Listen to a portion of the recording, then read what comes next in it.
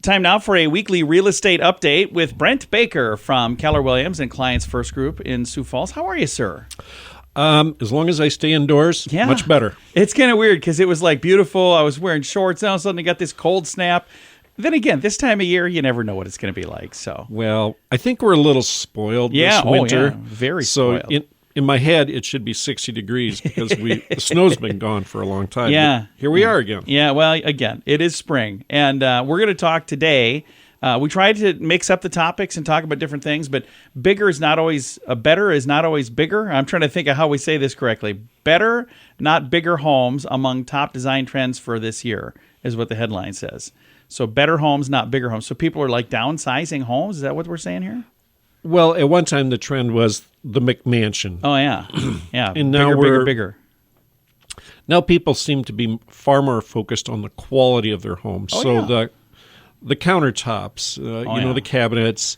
I remember when my parents built their retirement home nearly 20 years ago. My dad got more focused on, I want really good woodwork. I don't want cheap.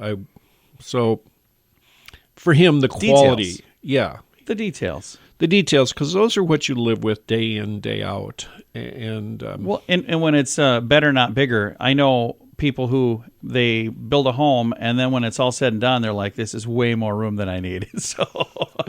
When you're building it or when you're designing it, you're thinking, it's going to be amazing. Then it's like, oh, now I got to clean all of this, and I got to take care of all of this. Well, and clean pay it all for all of this. Right. You have to heat it, cool it, and pay the taxes and insurance. Yeah.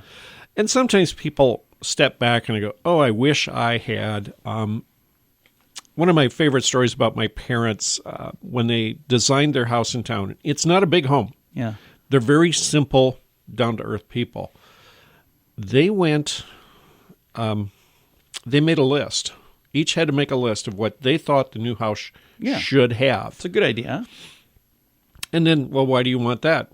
Well, then, of course, my mother retaliates and says, well, why do you think we should have that? Yeah. So they had to find people who had those features and go visit them. Make sure they really needed it. Really liked that feature. And so they called up friends of relatives and whatnot and said, we'll bring the cake and cookies if you'll put the coffee on and walk us through your house. Yeah. And Dad goes, that was amazing because they each eliminated stuff and then they found things that they both liked. Yeah. And so 2 years later, when I asked him, what do you think of that process now? He goes, I'm really glad we took that time and made all those visits and put on all those miles. Yeah. Because wouldn't change a thing. And the thing that's nice, then you get to see in real life what that's going to be like. Because I remember in 2006, on the back of a napkin, I sketched out a house that we eventually built in Brandon. And when it's sketched on a napkin, and there's no other homes around it, and there's not sidewalks in front of it or driveways or anything, I liked the way it was laid out. And then when we had it built and we're building this thing, and then my neighbor starts building, and I'm like, why are you building so far away? He goes, I'm on the property line. I'm like, this is all your lawn. And I'm thinking, why didn't we move the garage over that? Like, we could have slid the garage over. Like, why didn't we do that? But, I hadn't seen it. And if I could have done it over again, I would have moved that garage about, I don't know, at least 10 feet further east. So, well, and I think you've identified something. So many people some people can visualize, some people have no ability whatsoever, and they're spatially challenged, their depth perception. So when I go into a house, yesterday, classic example, huge sofa, small living room. But I know some people would walk in and say, well, there's just no room for furniture in here. Yeah. Yet with that big sofa in there, you go, well, it can accommodate this. Yeah. And there's you don't need room. one that big. Don't put one in when you move in. Don't put a giant sofa in here. Right. But at least it fits. Yeah. For a lot of people, I remember when my wife and I were house shopping. She has a little bit of spatial challenge. Yeah. And so there would be times she said, well, there's no room for furniture in here.